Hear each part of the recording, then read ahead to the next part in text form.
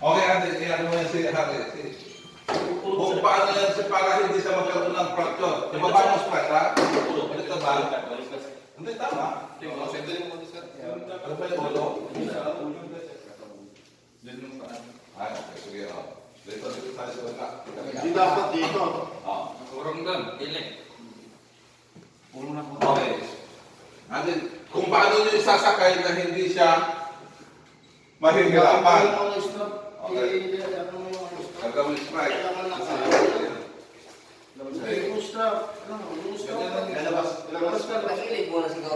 Oo, yan. Kailangan may aalalay sa kanya doon sa ano. Yan.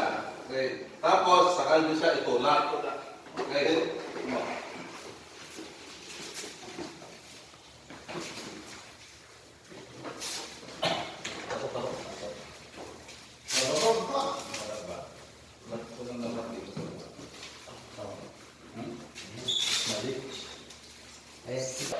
Yung buhatin hindi dito sa dulo. Sa dulo.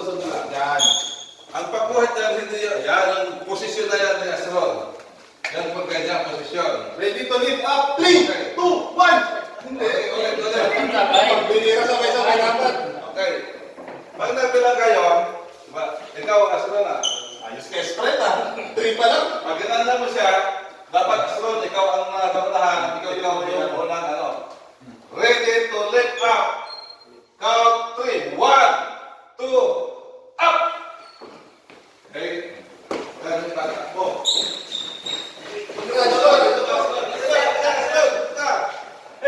Better natin na lang. Hindi, mabalik pa tayo. Dito ka, Asron, dito. Palitan mo ako. Aabang ako kayo doon sa ground floor. Okay. Okay, move. Hindi, babalik pa tayo dyan.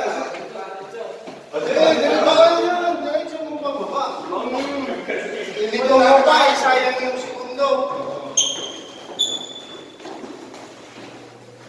Kaya mo na ikaw.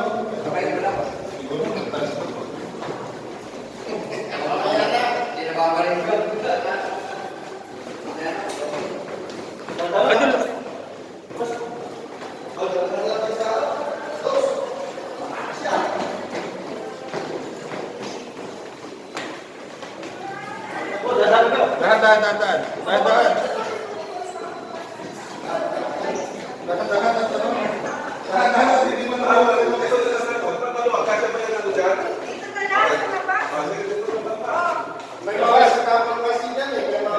May mga iwan dyan eh.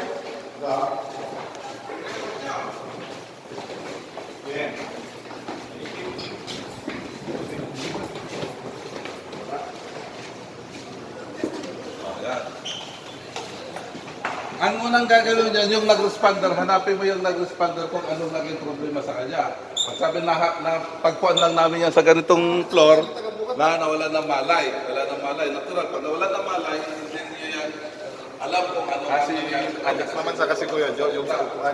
So, number 1, dalawa kayo. Ano ba yung emergency call? 911. Yes. Okay, 911, tawagan kayo ng i-report nyo kung ano yung natural tatanungin kasi sa inyo doon sa 911 o pag tumawag kayo ng ambulansya is kung ano ang kasarian niya, edad, kung ano ang nangyari sa kanya, at saka ano na ang ginawa sa kanya. Yan ang